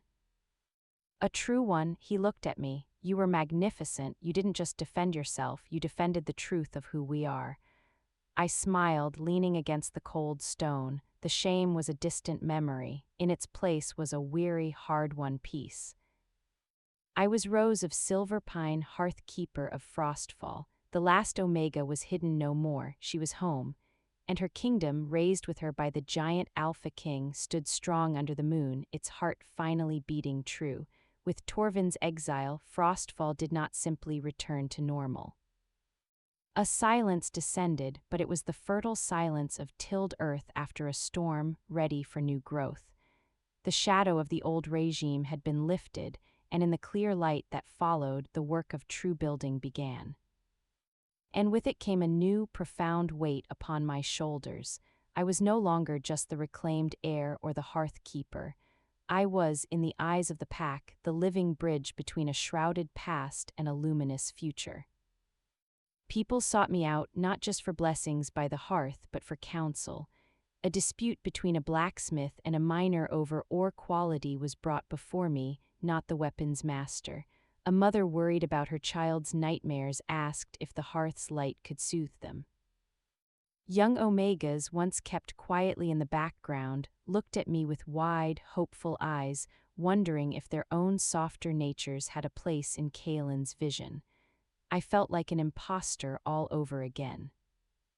I could design a hearth and, under duress, connect to raw obsidian, but mediating a shouting match over slag content, I confessed my overwhelm to Anya in her herb-scented solar. You think a king is born knowing how to settle every border dispute or allocate every grain sack. She said, grinding dried lavender with a mortar and pestle. He learns, he listens, he relies on those who do know. Your strength, Rose, is not in knowing everything. It is in knowing how to listen for the harmony. That is the Silverpine gift. You felt the pack bonds in the hall. Now you must learn to feel the discord in a quarrel between two people. Find the note that is out of tune and gently guide it back. Her advice was my new study. I began to sit in on minor arbitrations with Kaelen, not speaking, just listening, trying to sense the emotional threads between the aggrieved parties. At first, it was noise, anger, frustration, pride. But slowly, I began to distinguish the core of the conflict, often a simple misunderstanding, a perceived slight, a fear of loss. The first time I intervened was a case of two farmers whose border fence kept mysteriously falling down. Their anger was a thick, red fog in the small council chamber. Kaelen let them argue, then looked at me, a silent question in his eyes. I took a breath, centering myself, imagining the quiet hum of the hearth. "Elder Brahm," I said to the red-faced one. "You fear that if his cattle crop the grass on your side, your own herd will go hungry come deep winter." "Yes." Brahm blinked, the wind momentarily taken from his sails. "Well, yes, the south slope grass is sweeter, it fattens them." I turned to the other, younger farmer, Joth. "And you believe moving the fence is an accusation of theft, a stain on your honor as a herdsman?" Joth's defiant scowl faltered. "My family has always been honest. Both valid fears," I said calmly. "Not of each other, but of the winter and for your good names. What if the fence stayed, but you jointly agreed to rotate grazing on that south slope, sharing the sweet grass and the labor of maintaining it? Your herds would both be stronger, and your partnership would be a testament to your mutual trust." The silence was profound. The red fog of anger dissipated, replaced by a flicker of surprised consideration. They looked at each other, then back at me. It wasn't a magical solution. It was simple, practical, and addressed the true fear beneath the anger. They agreed. After they left, Kaelen leaned back in his chair. "You didn't solve a fence dispute. You wove a new thread between them, a stronger one." It was a small victory, but it was a revelation. The legacy wasn't about grand gestures, it was in the daily, careful work of knitting a pack together, one understanding at a time. The weight of the mantle was still heavy, but I was learning how to bear it. Yet not all threads were so easy to mend. Lyra, the fierce beta captain, remained a knot of resistance. She obeyed Kaelen without question and had fought to protect me in the ice cavern, but her personal disdain for my role was palpable. She saw my methods as soft, a dangerous diversion from the martial strength that had, in her view, built and secured Frostfall.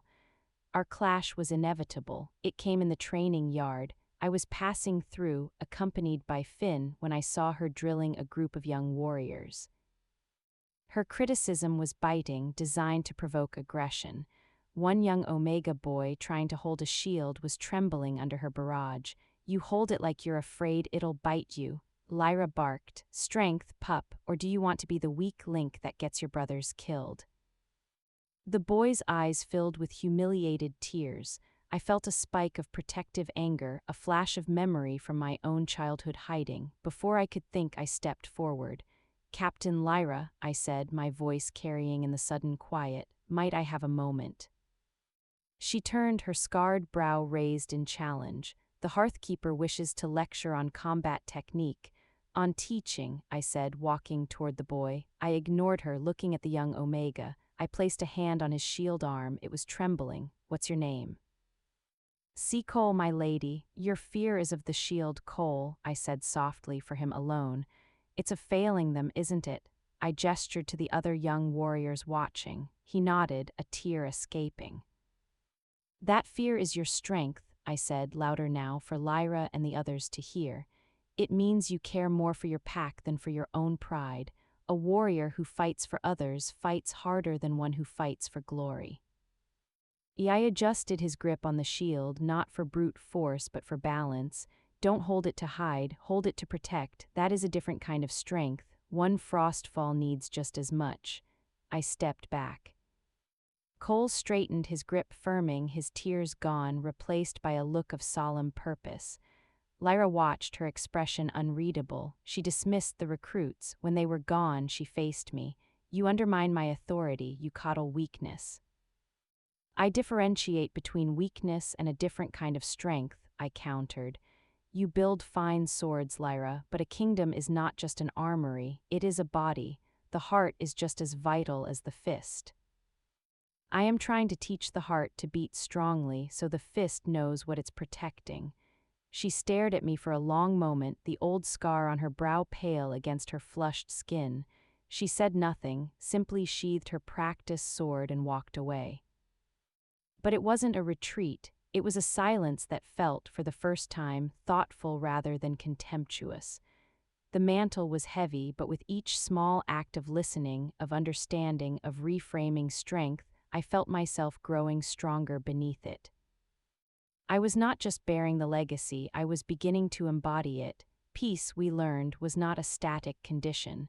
It was a garden that required constant tending, and weeds of discontent could sprout from the most distant patches. The fallout from Torvin's exile reached the borders of Frostfall.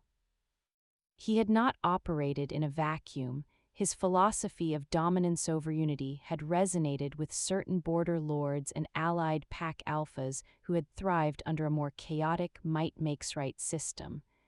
The first echo came from the western marches.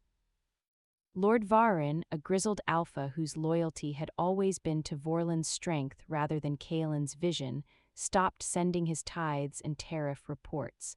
Then came reports of his men harassing Frostfall traders on the High Pass, imposing toll fees that were nothing but theft.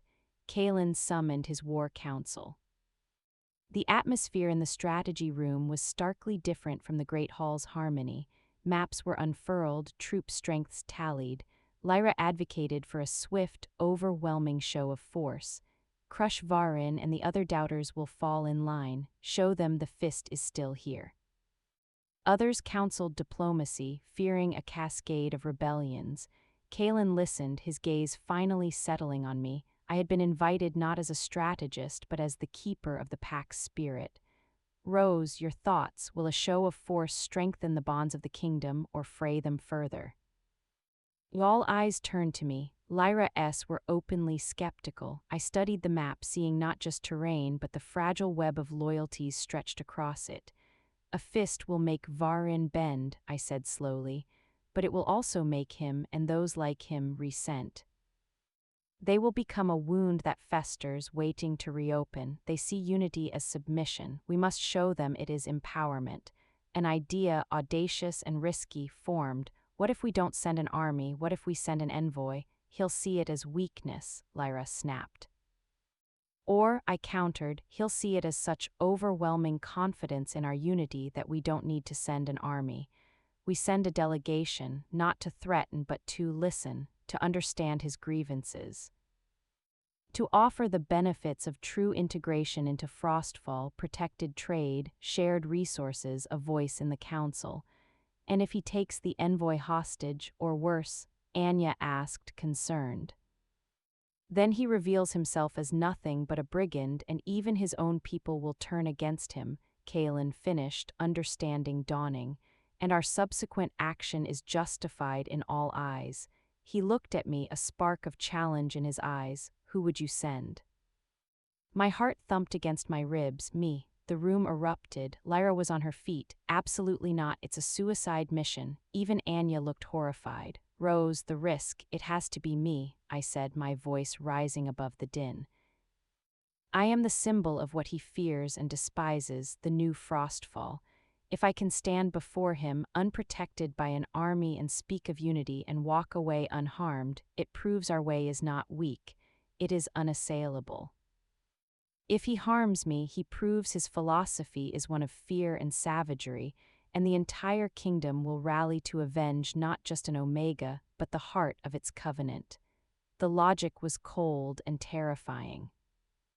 Kaelen stared at me, a storm warring in his gaze, the Alpha's protective fury battling the king's strategic mind. The king won. A small delegation, he decreed, his voice rough. Rylan and Finn as your guards, Anya as political counsel. You will go, but you will also have a hidden contingency. Lyra, he turned to the stunned captain, you will take a company of your fastest riders and conceal yourself in the high woods overlooking Varin's hold. If a single hand is raised against them, you will have my authority to reduce his hall to rubble. Lyra's protest died. The mission was both a diplomat's dream and a warrior's nightmare. She nodded, a grudging respect in her eyes as she looked at me.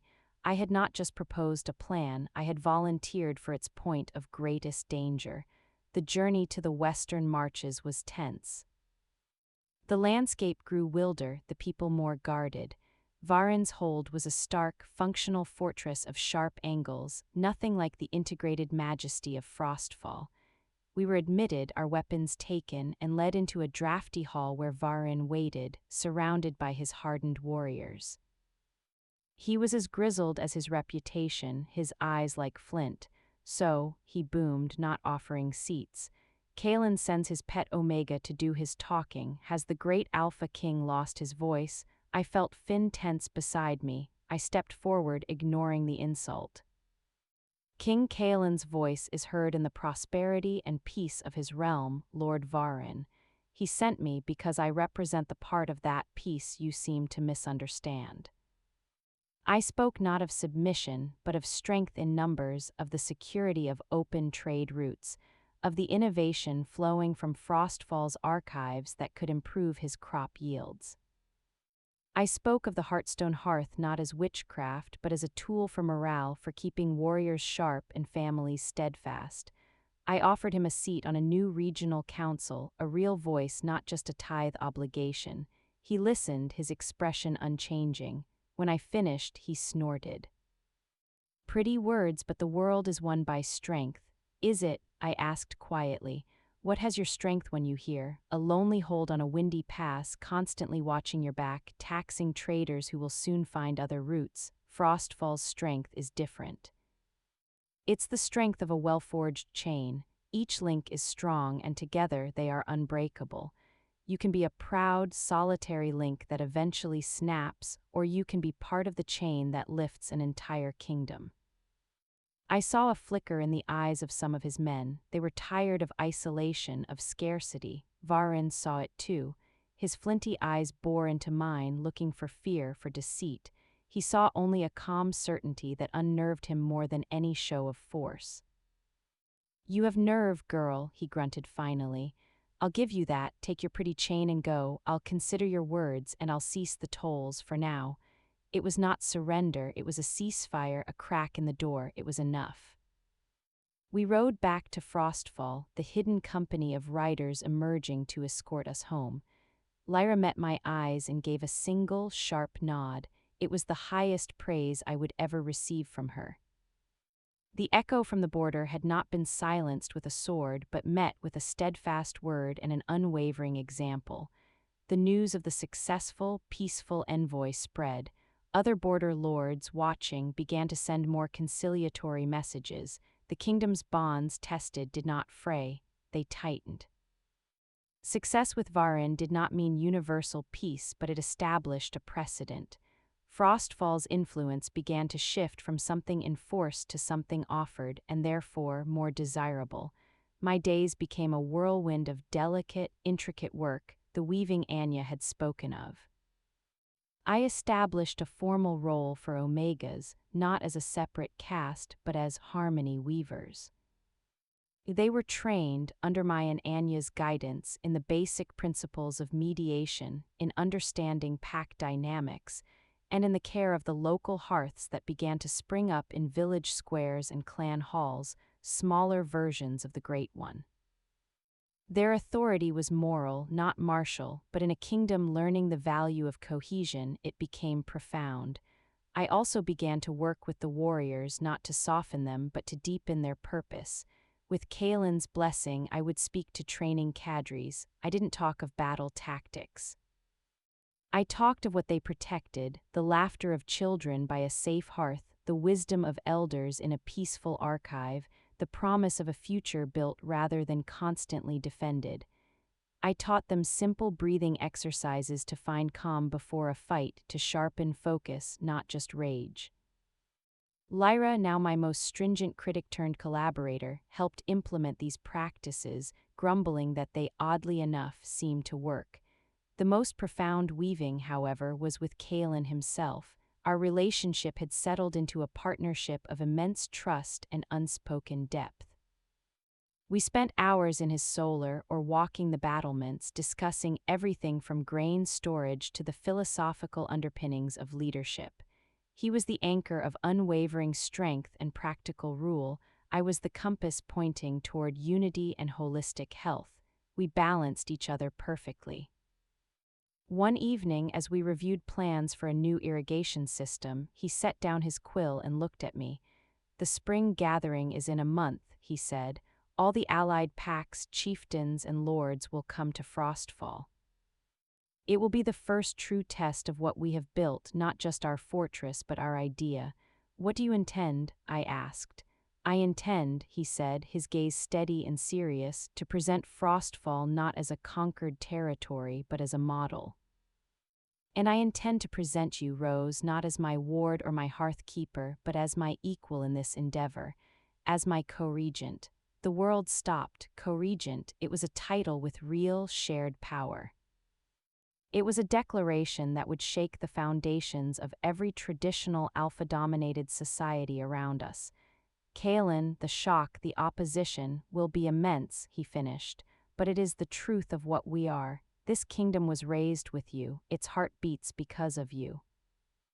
I rule its body, you safeguard its spirit. To deny that is to live a lie. The spring gathering is where we stop asking for tolerance and start demonstrating a new possibility." The weight of it was terrifying. It was the final, irrevocable step out of hiding, into a position of authority I had never dreamed of. I thought of my grandmother in the root cellar. Remember the Song of the Moon. She had hidden me for survival, but survival had evolved into purpose. This was the song, not a lullaby, but an anthem. "Yes," I said, the word a vow. The month flew by in a frenzy of preparation.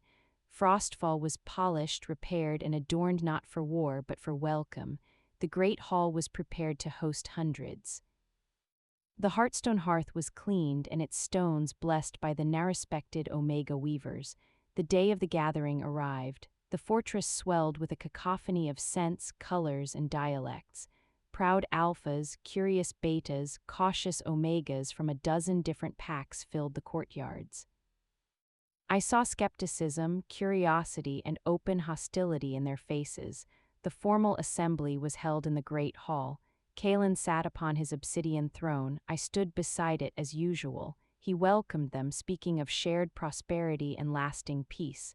Then he paused. But peace is not merely the absence of war. It is the presence of justice, of balance, of a harmony that allows all parts of the whole to thrive. He stood and held out his hand to me. I took it and he guided me to stand before his throne, facing the assembled leaders. This is Rose of the Silverpine line. Many of you know her as the Hearth Keeper. You may have heard wild tales. Today I make the truth plain. He released my hand and stepped back half a pace, putting us side by side. She is not my mate, she is not my advisor, she is the other half of Frostfall's sovereignty. Her wisdom has saved us from internal rot. Her courage has secured our borders without bloodshed. Her legacy is the very glue of our unity. Therefore, before you all, I declare her co-regent of the unified Frostfall territories. Her word carries my authority. Her vision shapes our future. This is the new strength we offer the world, strength forged in unity, guided by wisdom and tempered in the heart. A thunderous silence followed, then an uproar. Some from Frostfall cheered, the younger warriors, the weavers, the common people in the galleries. But from the gathered allies there were shouts of outrage. An alpha from the southern plains stood, face purple. You would give an Omega rule? This is an affront to the natural order. Have you gone mad, Kaelen? Chaos threatened. I felt the storm of aggression in the room, the old, hard ways pushing back against this radical new idea. I closed my eyes for a second, finding my center. I thought of the hearth behind me, of the web of bonds within Frostfall that were now strong and bright. I could not force these outsiders to feel it, but I could embody it. I stepped forward one step ahead of Kaelen. I did not shout. I simply raised my hands, palm out, a gesture of openness, not defense. You speak of the natural order, I said, my voice clear and calm, cutting through the noise. Many stopped to listen, if only to hear the heresy. What is more natural than the heart that beats at the center of the body? What is more natural than the roots that intertwine to hold the great tree firm against the storm? I do not seek to command your armies or sit on your thrones. I represent a simple principle, a pack, a people. A kingdom is strongest when it listens to all its parts, the fist and the heart. I looked at the angry southern alpha. You fear weakness, I understand. I was taught to fear my own nature for most of my life. But true weakness lies in fearing what you do not understand. Frostfall is not weaker for embracing this principle. It is unbreakable. We offer not a threat but an invitation to build something greater than any one pack, one alpha, or one legacy alone. I turned, gesturing to the Heartstone Hearth, which flickered steadily. The fire does not ask the air for permission to burn. The mountain does not ask the sky for permission to stand. They simply are. This is what we are building. You can stand outside and call it madness. Or you can step closer and feel its warmth. The silence returned, but now it was charged with something else, not just anger but profound tectonic thought. I had not convinced them all, but I had planted a seed. I had stated our truth without apology. The weaving was no longer just within Frostfall. We had thrown the first thread out to the wider world. The day following the declaration was a whirlwind of private meetings, tense negotiations, and fragile diplomacy. Kaelen and I worked in tandem, a seamless unit. He handled the hard political bargains, the military alliances, the trade agreements. I met with the skeptical, the fearful, the curious, often the omegas and younger betas of the delegations, but also the more thoughtful alphas. I showed them the archive, the smaller hearths in the city quarters, the training yards where discipline and intercom were taught together. Some packs, rigid in their ways, left early, muttering of unnatural orders, but others stayed, fascinated. The Southern Alpha who had protested, a man named Goran, requested a private audience with me. He came to the hearth in the great hall at twilight. "Your words stuck in my head, Co-Regent," he said, the title awkward but respectful on his tongue. He stared into the flames. "My pack is strong, we have the best horsemen on the plains, but we are always fighting, raiding, being raided, our young die young, our old die bitter, there is no hearth, only campfires we abandon." He looked at me, his proud face conflicted. "This feeling here, this calm. Is it real or is it a trick of the stone?" "It's as real as you choose to make it," I said. "The stone is a tool, the feeling comes from the choice to value connection over conflict. It starts with one person, then a family, then a pack." He was silent for a long time. "My son," he said finally, "he is an Omega, a clever boy, but in my pack he has no future but servitude. It shames me, but it is our way." He met my eyes, a father's desperation breaking through the Alpha's pride. "If he were to stay here, to learn your ways, could he have a future, a real one?" My heart ached for him, for his son. He would be welcome. Not as a hostage, but as a student, and perhaps in time he could be a bridge between our peoples. Goran nodded heavily, a decision made. He did not embrace our ideas fully, but he had opened a door. His son, a shy boy of 15 named Ilian, remained in Frostfall when his father left. Ilian's presence was a catalyst. Other leaders saw it not as a surrender, but as an investment. By the end of the week, a remarkable document was drafted, not a treaty of conquest, but a covenant of mutual prosperity and defense, known as the Frostfall Compact. It was based on core principles: internal autonomy for each signatory pack, collective defense against external aggression, open and fair trade, and the establishment of cultural exchange, including the training of harmony weavers from interested packs in Frostfall. 7 of the 12 major visiting packs signed immediately.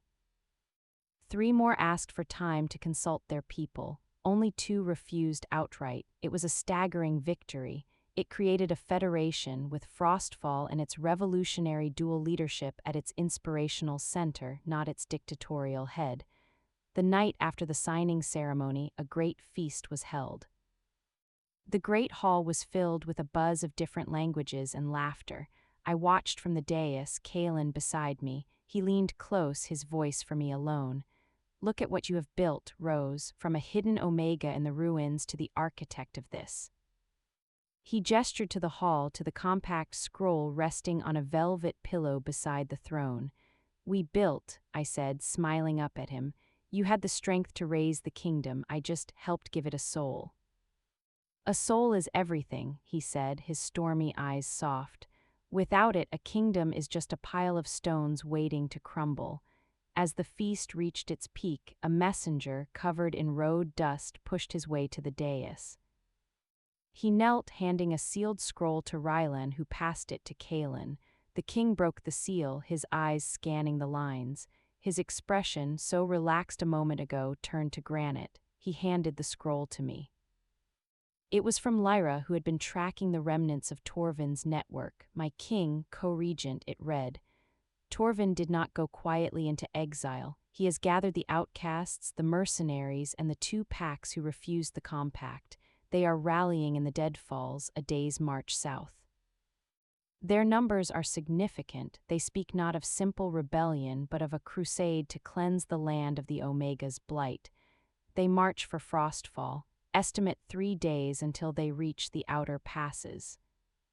The final battle for the soul of Frostfall comes not from within our walls, but to our gates." The warmth of the feast turned to ice in my veins. The shadows had not been banished, they had festered and grown into an army. They were coming to tear down everything we had woven. Kaelen stood, his power radiating like a sudden winter gale. The hall fell silent, sensing the change. "The feast is over," he announced, his voice echoing with grim finality. "The compact has been signed, now we must defend it.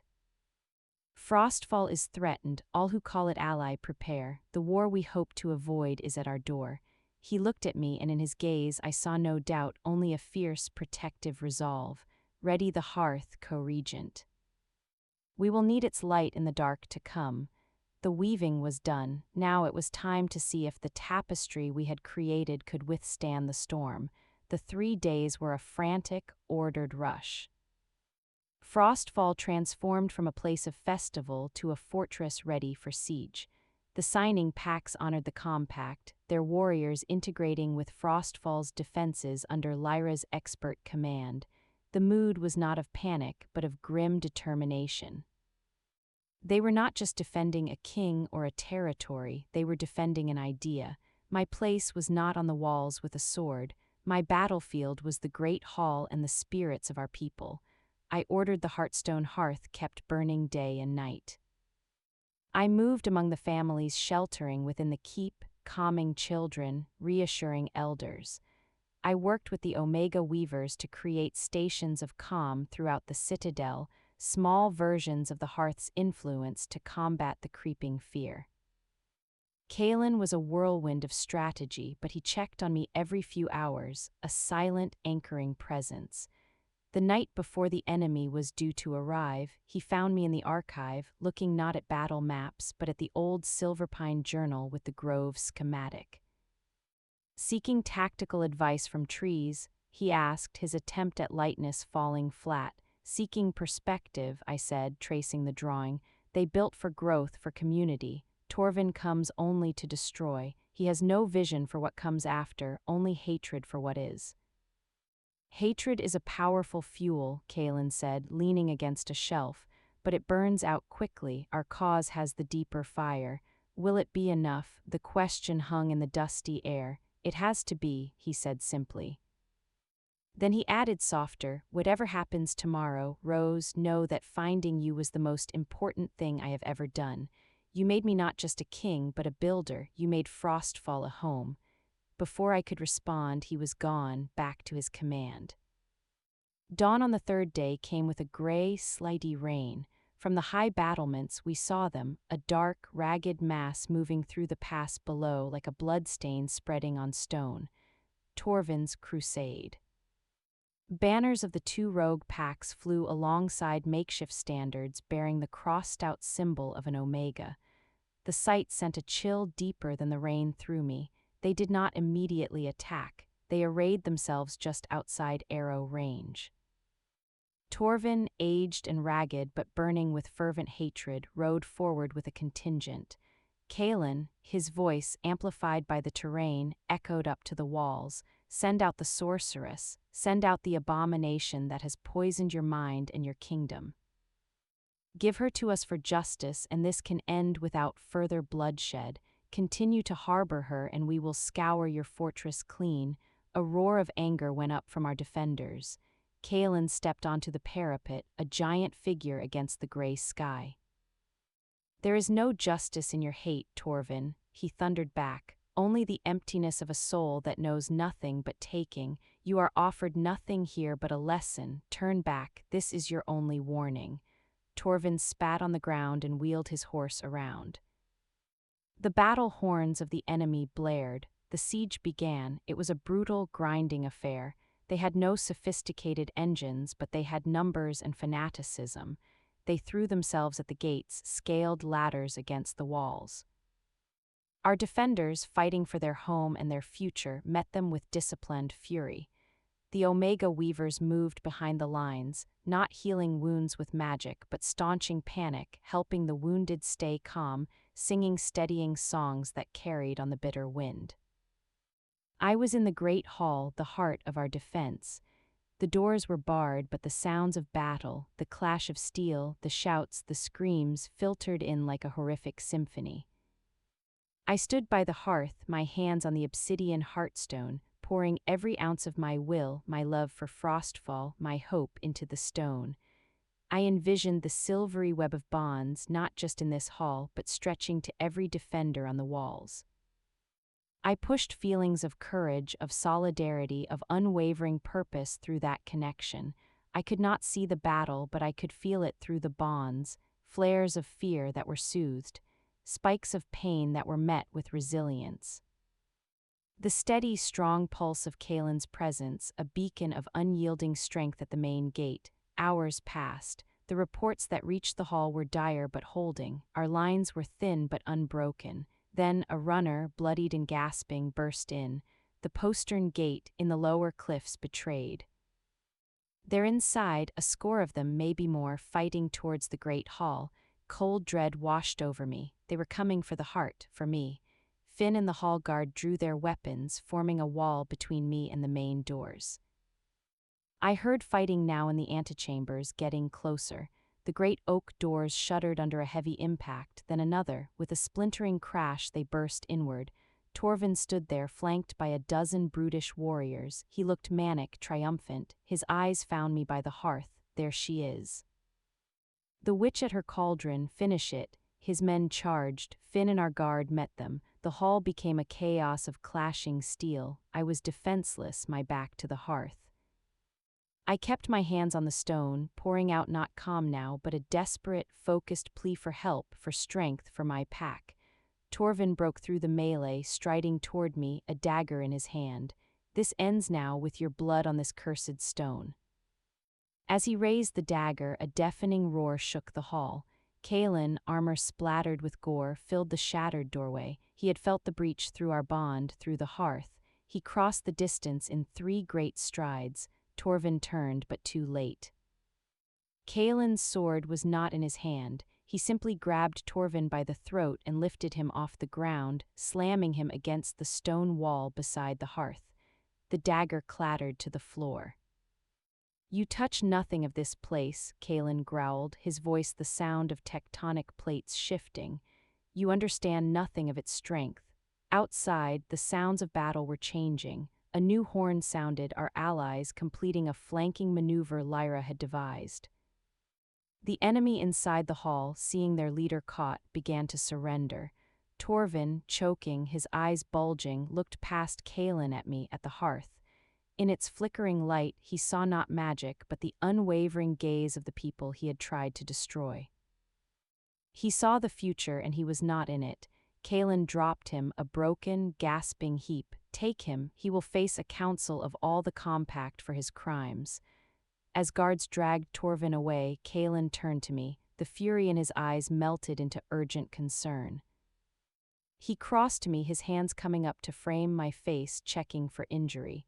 You're unharmed. I nodded, my knees finally giving way. He caught me, holding me steady against his solid, armor-clad chest. It was not an embrace of passion, but of profound, grounding relief. The heart of Frostfall was safe, the battle was over. The crusade built on hate had shattered against the walls of a kingdom built on unity.